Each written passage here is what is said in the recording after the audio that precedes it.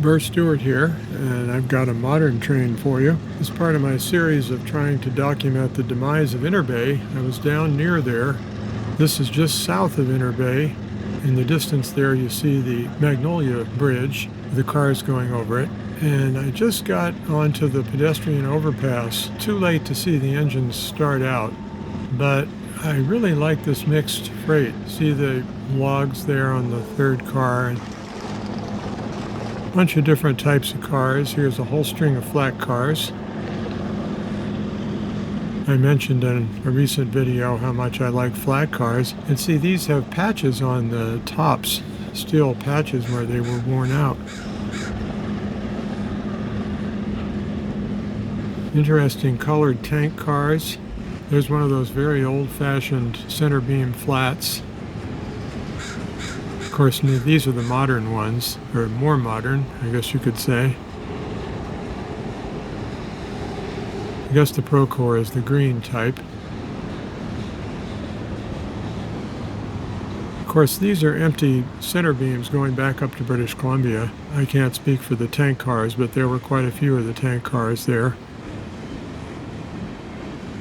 I'm not sure what train this is, but it could be a transfer train like EVE, which goes from Everett down to Seattle and back to Everett. I'm not sure if it's a local or a longer haul train.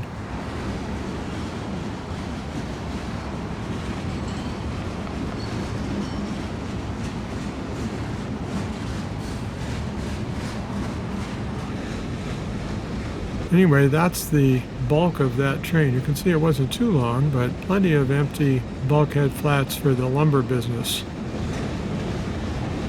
And of course the chemicals business.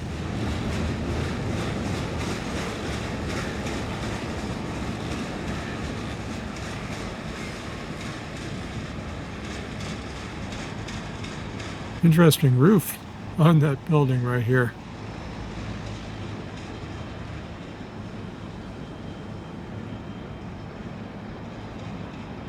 Yeah, I thought I'd zoom in on it for you.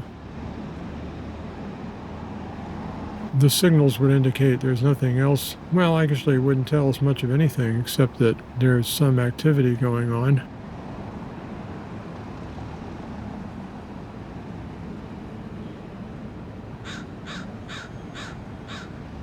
And the seagulls certainly approve of it.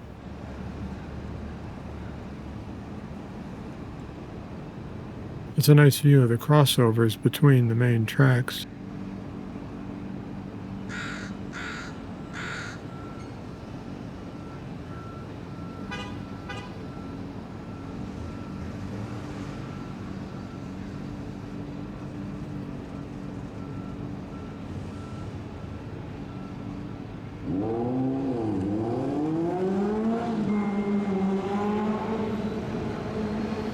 Always good to have a motorcycle handy.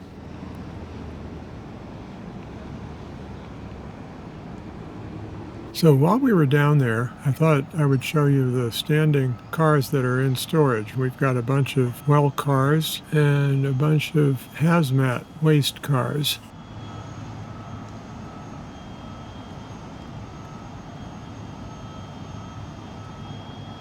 And of course the downtown Seattle skyline. Again, this is about 3 miles north of downtown, in between Queen Anne Hill, which is on the left, and Magnolia, which is across the Magnolia Bridge that we saw a minute ago. I'm just going to zoom in on this for you to see the stored cars.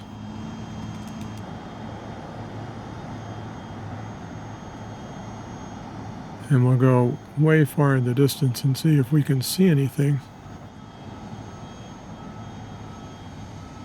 You can see a globe there that used to belong to one of the Seattle newspapers called the Post-Intelligencer. And then there's the Ferris wheel on the Seattle waterfront that you can see turning there in the video. So I thought I would go north from the bridge, get the other view. We saw in an earlier video on my channel the intermodal well cars with the different bottoms that you can see the track through, which is kind of cool. The round circles and the diagonal stripes.